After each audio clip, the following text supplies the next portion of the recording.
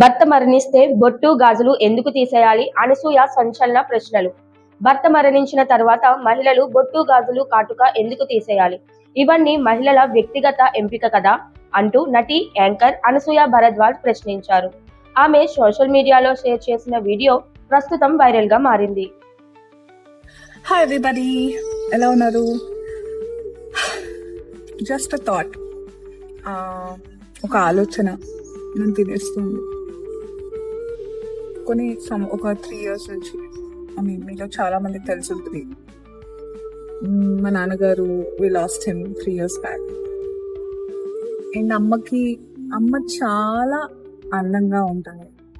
మంచి dresses up, మంచిగా బొట్టు కింద బొట్టు పెట్టి కాటుక పెట్టుకుని, మంచి రంగు గాజులు, గజ్జలు, ఫీట్ ఇస్ లుక్ బ్యూటిఫుల్. తన తండ్రి మరణం తర్వాత తన తల్లి జీవితంలో వచ్చిన మార్పు తనను 3 ఏళ్లుగా ఆలోచింపజేస్తోందని అనసూయ తెలిపారు. బొట్టు, కాటుక, గాజులు, గజ్జెలు వంటి అలంకరణలు తన తల్లికి అమ్మమ్మ నేర్పించారని, తనకు మాత్రం తల్లి నేర్పించారని చెప్పారు. అలాంటప్పుడు భర్త చనిపోయిన తరువాత మాత్రమే వాటిని ఎందుకు వదులుకోవాలి అని ఆమె ప్రశ్నించారు. ఈ అలంకరణలను పెళ్లి లేదా భర్తతో ఎందుకు ముడిపెట్టాలని నిలదీశారు.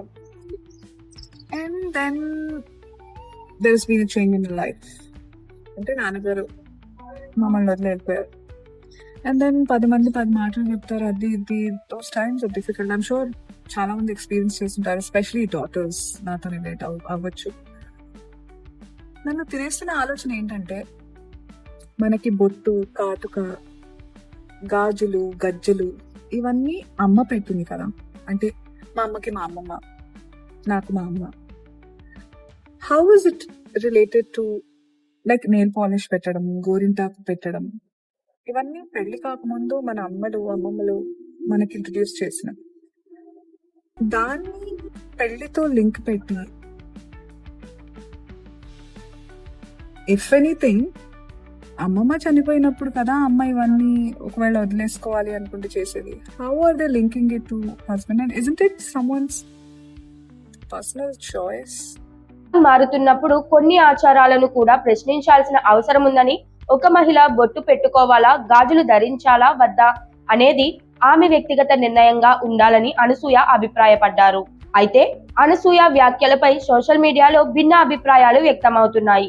కొందరు ఆమె ప్రశ్నను సమర్థిస్తుండగా, మరికొందరు సాంప్రదాయాలు, ఆచారాలకు కూడా తమదైన ప్రాధాన్యత ఉందంటున్నారు. దీనితో అనసూయ వ్యాఖ్యలు ఇప్పుడు సోషల్ మీడియాలో హాట్ టాపిక్ గా మారాయి. నేను ఎవరిని ఛాలెంజ్ చేయట్లేదు, ఇది ఎవరికి వ్యతిరేకంగా కూడా మాట్లాడట్లేదు. జస్ట్ నాకు డౌట్ వచ్చింది. ఇలాంటి స్పెషల్ ఒకేషన్స్, పూజలు, పునస్కారాలు అవన్నీ జరుగుతున్నప్పుడు కూడా నాకు చాలా బలవంతమైన రూల్స్ కొన్ని అనిపిస్తూ ఉంటాయి. అసలు ఇవి ఎక్కడ రాస్తున్నాయి ఏంటి?